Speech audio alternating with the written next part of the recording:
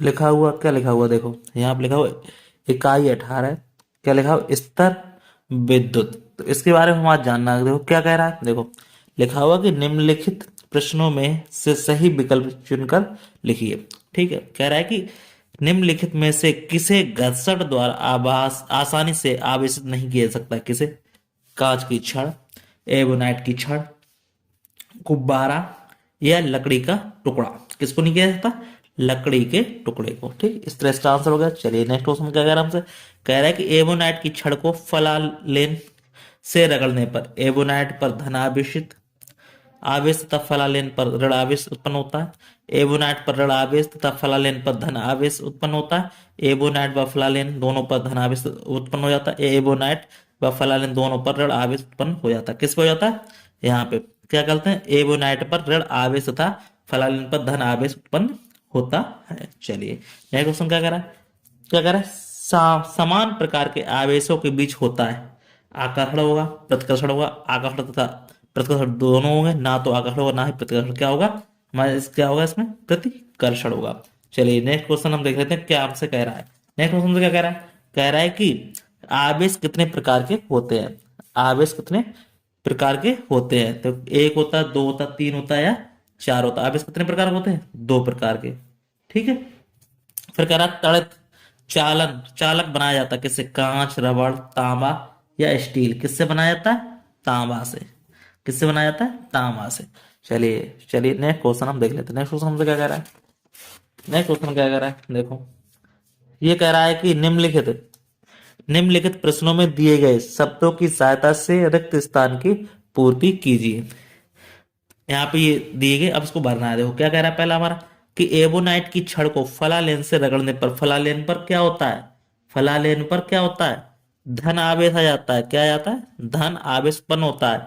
फिर क्या है, कांच की छड़ को रेशम से रगड़ने पर रेशम पर क्या आ जाता है? धन आवेश आ जाता है। ठीक, आवेश उत्पन्न हो जाता है।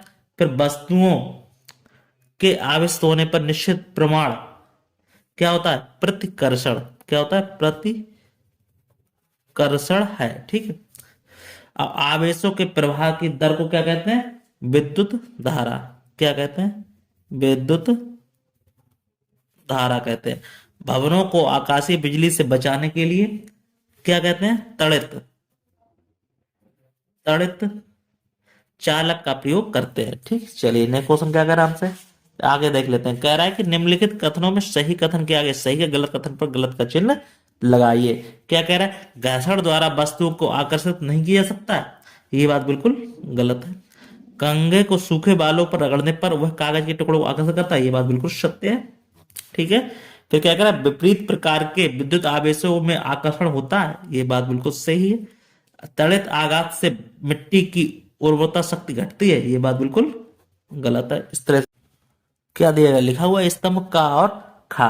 ठीक, इसको हमें क्या करना है, कथनों को सुललित करना। देखो पहले क्या करे, तड़ित चालक क्या करता है, ये हमारा क्या है, तड़ित आघात से क्या करता है? सुरक्षा करता है। ये हमारे क्या करता है? सुरक्षा करता है। फिर क्या है, प्रतिकर्षण क्या करता है? यह आवेशन का क्या करता है? निश्चित पहचान करता है। प्रेरण क्या है हमारा? प्रेरण क्या है हमारा? प्रेरण है वो हमारा क्या करता है? आवेशन करता है। घर्षण क्या करता है? आवेशों का स्थानांतरण करता है। और बेंजामिन फ्लेमिंग क्या है? आवेशों का क्या किया था हमारा? नामकरण किया था। इस तरह इसको मिला देंगे। इस तरह इसका आंसर होगा। कोई डाउट हो उसको कमेंट बॉक्स में कमेंट करके आपसे पूछ सकते हैं। चलिए अब हम देख लेते हैं नया क्वेश्चन। नया क्वेश्चन क्या कह रहा है हमसे, ये कह रहा है, क्या कह रहा है, कह रहा है कि आवेशित वस्तुओं में कब आकर्षण और प्रतिकर्षण होता है। ये बहुत अच्छा क्वेश्चन पूछा है। चलो इसको हम देख लेते हैं।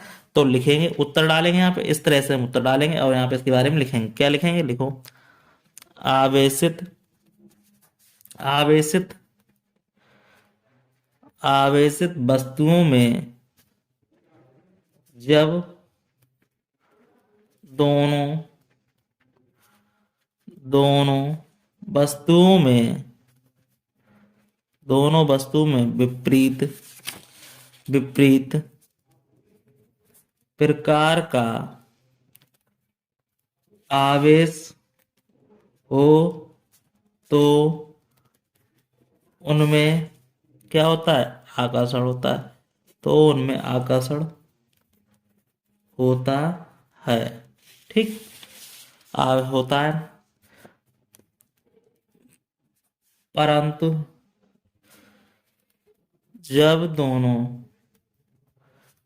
जब दोनों वस्तुओं में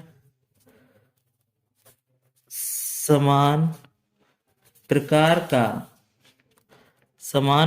का आवेश हो तो उनमें क्या होता है? प्रतिकर्षण होता है। प्रतिकर्षण होता है। तो इस तरह इसका आंसर हो गया। कोई भी डाउट हो कमेंट बॉक्स में कमेंट करके पूछ सकते हैं। बहुत ही अच्छा क्वेश्चन था। चलिए नेक्स्ट क्वेश्चन क्या कर रहा है हमसे, कह रहा है कि विद्युत चालक तथा विद्युत रोधी पदार्थों का परीक्षण करने की प्रयोग विधि लिखिए। बहुत ही अच्छा क्वेश्चन, चलिए कर लेते हैं इसको, उत्तर डालते हैं और इसके बारे में हम लिख लेते हैं। लिखते हैं, कोई पदार्थ चालक है अथवा विद्युत रोधी, इसे ज्ञात करने के लिए दो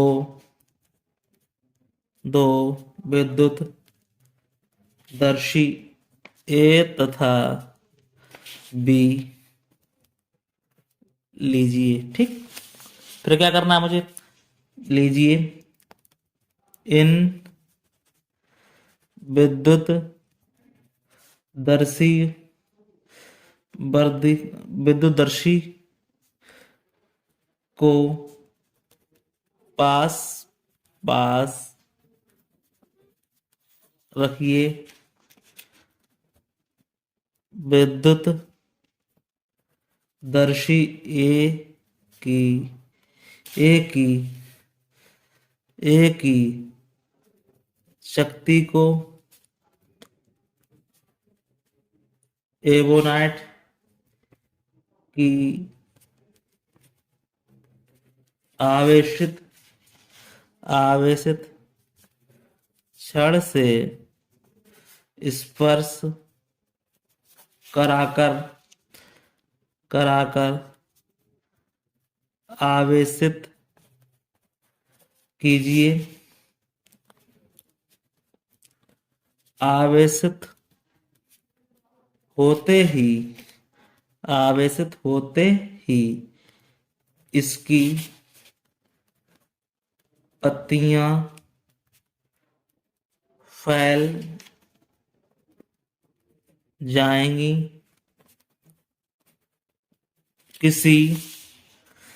किसी धातु जैसे लोहा, तांबा या एल्यूमिनियम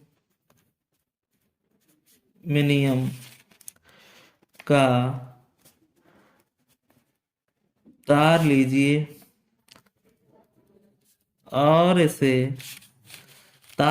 और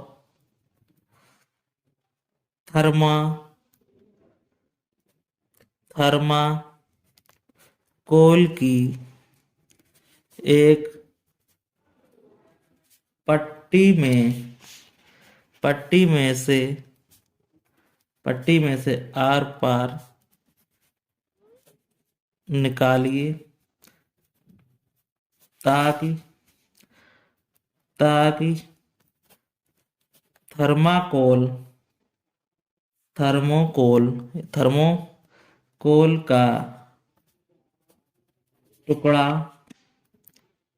टुकड़ा विद्युत रोधी हत्थे की भांति कार्य कर सके। ठीक, कार्य कर सके। अब इस थर्मोकोल पट्टी को पकड़कर तार को इस प्रकार इस प्रकार रखिए कि वह दोनों विद्युत विद्युत दर्शियों की दर्शियों की शक्तियों को स्पर्श करे। ऐसा करने पर भी विद्युत दर्शी की पत्तियां भी फैल जाएंगी। इसका कारण यह है कि आवेशित विद्युत दर्शी में से कुछ आवेश तार से होता हुआ अनावेशित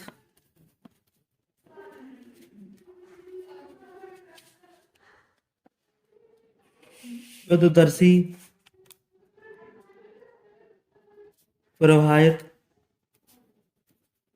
जाता है। अर्थात प्रयोग में लाया गया धातु का तार विद्युत आवेश को अपने में से प्रवाहित होने देता है। अतः क्या पता चल रहा है? अतः यह तार विद्युत का चालक है। ठीक, लिखो यहाँ पे, वे पदार्थ जिनमें से होकर विद्युत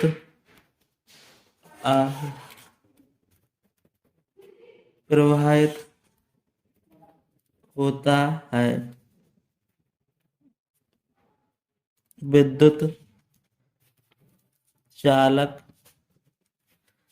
कहलाते हैं। ठीक, अब हमने प्रयोग से क्या जाना वो हम देख लेते हैं। क्या कह रहा है इसमें? लिखो, यदि यह प्रयोग धातु के तार के स्थान पर प्लास्टिक, रबड़, लकड़ी या थर्मोकोल से करें तो अनावेशित विद्युत दर्शी की पत्तियों पर कोई प्रभाव नहीं पड़ता है। इसका कारण यह है कि प्लास्टिक, रबड़ या लकड़ी जैसे पदार्थ अपने में से विद्युत आवेश को प्रवाहित नहीं होने देते हैं। ठीक, इस तरह से ये हो गया। फिर क्या करा, लिखेंगे वे पदार्थ वे पदार्थ जिनमें से होकर विद्युत आवेश प्रवाहित नहीं होता है, क्या कहलाता है? विद्युत रोधी कहलाता है। विद्युत रोधी कहलाते हैं। इस तरह इसका आंसर हो गया। कोई भी डाउट हो इसको, कोई भी समस्या हो इसको, इस तरह से आंसर दे सकते हैं। कोई भी समस्या हो इसको हम पूछ सकते हैं, ठीक है। तो चलिए नेक्स्ट क्वेश्चन देख लेते हैं। नेक्स्ट क्वेश्चन हमसे क्या कह रहा है? नेक्स्ट क्वेश्चन कह रहा है कि विद्युत धारा किसे कहते हैं? उत्तर लिखेंगे यहाँ पे और हम लिखेंगे क्या लिखेंगे इसको? विद्युत धारा किसे कहते हैं? बहुत ही सिंपल पूछा है, क्या है?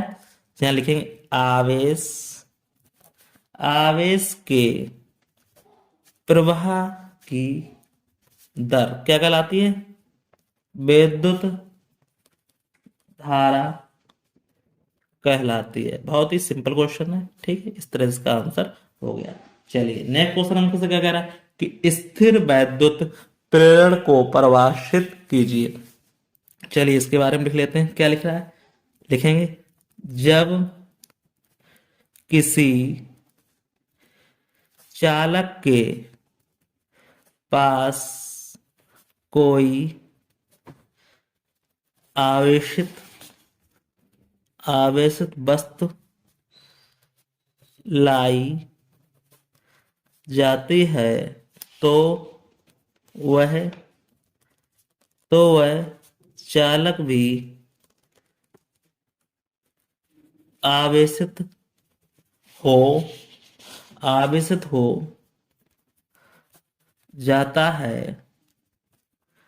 उसके पास के सिरों पर विपरीत आवेश तथा दूर के सिरे पर समान आवेश उत्पन्न होता है। यह दोनों प्रकार के आवेश चालक के सिरों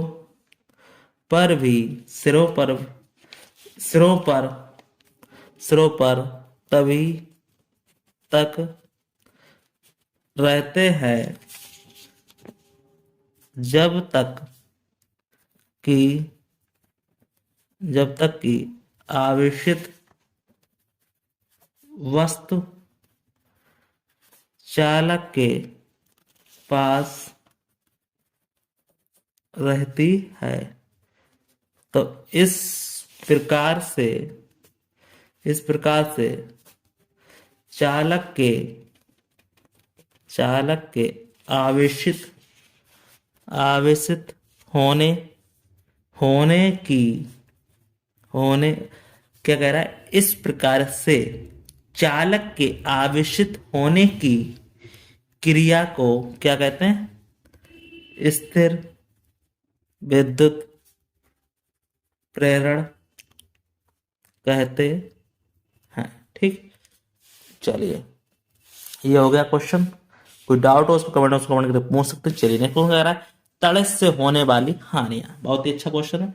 चलिए इसके बारे में लिख लेते हैं। क्या कह रहा है? तड़ित से होने वाली हानियां। तो पहले क्या लिखेंगे?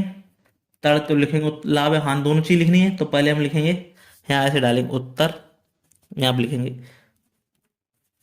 तड़ित मतलब क्या होता है? आकाशीय विद्युत।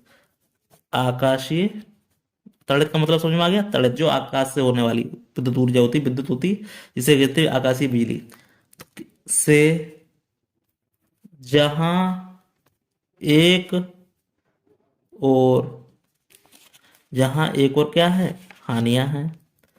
जहां एक और हानियां होती है वहीं दूसरी ओर क्या होता है? दूसरी ओर लाभ भी है। दूसरी ओर क्या है? लाभ भी है, ठीक। तो नंबर एक पहले क्या लिखेंगे, हानि, यहाँ डालेंगे ऐसे करके हानि। चलो भैया हानि के बारे में हम जान लेते हैं। लिखो हानि। हानि क्या है, नंबर एक क्या होता है, भवनों, पेड़ों, जीव जंतु पर घातक प्रभाव पड़ता है, क्योंकि तड़ित इन्हें क्या करती है, जला देती है, इन्हें जला देती है। ठीक। अब क्या कह रहा है आगे चल के, नंबर दो क्या होता है, नंबर दो क्या होता है, विद्युत विद्युत उपकरणों के जल जाने की संभावना थी, जल जाने की संभावना रहती है। ठीक। इस तरह से हमारा ये हो गया। अब इसका लाभ देख लो, लाभ भी दो लिख लो भाई, हानि लिख ली, अब लाभ लिख लो, यहाँ पे यहाँ डालेंगे ऐसे लाभ। लाभ हमारे पास क्या हो रहा है, देखो नंबर एक, तड़ित से उत्पन्न अत्यधिक ऊष्मा एवं प्रकाश के कारण वायुमंडल में उपस्थित उपस्थित नाइट्रोजन, ऑक्सीजन से क्रिया करके नाइट्रोजन के ऑक्साइड बनाती है। यह नाइट्रोजन ऑक्साइड वर्षा के जल में मिलकर पृथ्वी पर आता है तथा मिट्टी की उर्वरा शक्ति में क्या करता है, वृद्धि करता है। ठीक। नंबर दो क्या बात होती है, नंबर दो पे देखेंगे हम। नंबर दो पे क्या होती है, तड़ित से उत्पन्न ऊर्जा तड़ित के आसपास उपस्थित वायु की ऑक्सीजन को ओजोन में परिवर्तित कर देती है। और क्या होता है, ओजोन सूर्य से आने वाले घातक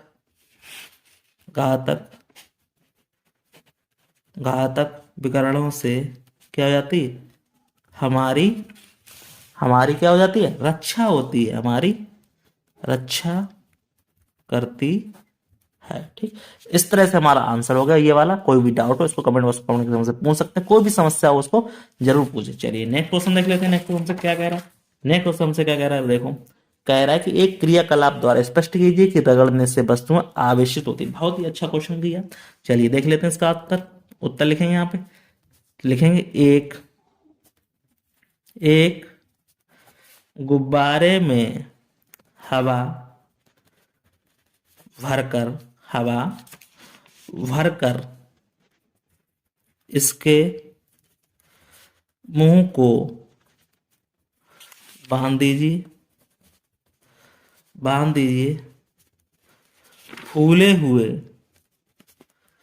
फूले हुए गुब्बारे की दीवार से या गुब्बारे को दीवार से, ऐसे ले, तो गुब्बारे को दीवार से स्पर्श करते हुए जब छोड़ते हैं तो गुब्बारा नीचे गिर जाता है। पुनः पुनः पुनः गुब्बारे को उसी उसी कपड़े से रगड़कर जब दीवार के संपर्क में लाते हुए छोड़ा जाता है तो गुब्बारा दीवार से चिपक जाता है। जब गुब्बारे को ऊनी कपड़े से नहीं रगड़ा जाता है, नहीं रगड़ा गया था, जब उस पर कोई आवेश नहीं था, अतः वह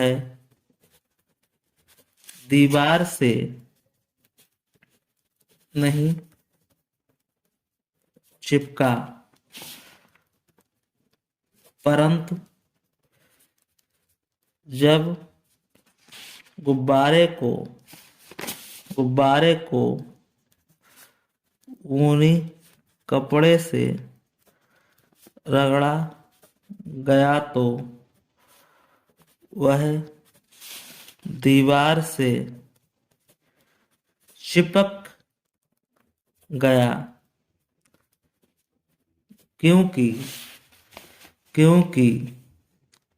क्योंकि उसमें आवेश उत्पन्न हो गया था। इससे स्पष्ट होता है कि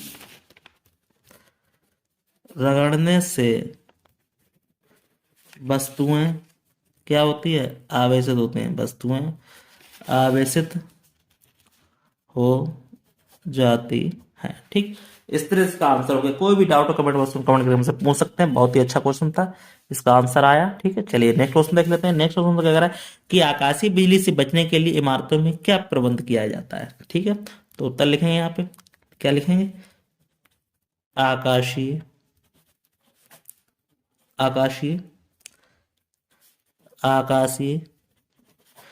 बिजली से बचने के लिए इमारतों में तड़ित चालक का प्रबंध किया जाता है। इसके लिए इमारतों पर सुचालक धातु तांबे का बना हुआ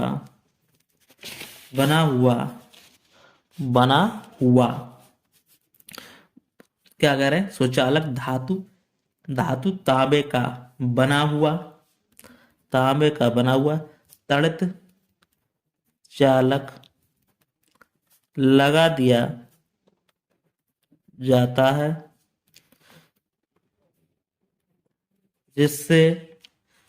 जिससे बादलों का आवेश तड़ित चालक में से तड़ित चालक में से होकर होकर पृथ्वी में विसर्जित हो जाता है और और इमारतों की सुरक्षा हो जाती है। इस तरह से हमारा आंसर हो गया। कोई भी डाउट हो कमेंट बॉक्स कमेंट करके हमसे पूछ सकते हैं, कोई भी समस्या हो इस चैप्टर में, ठीक है। तो फिर मिलते हैं इस नेक्स्ट वीडियो में, तब तक के लिए हमारा चैप्टर क्या हो जाएगा, ये दी एंड हो जाएगा। तो फिर मिलते हैं इस नेक्स्ट वीडियो में, तब तक के लिए धन्यवाद। आपको वीडियो अच्छा लगा वीडियो को लाइक शेयर जरूर करें।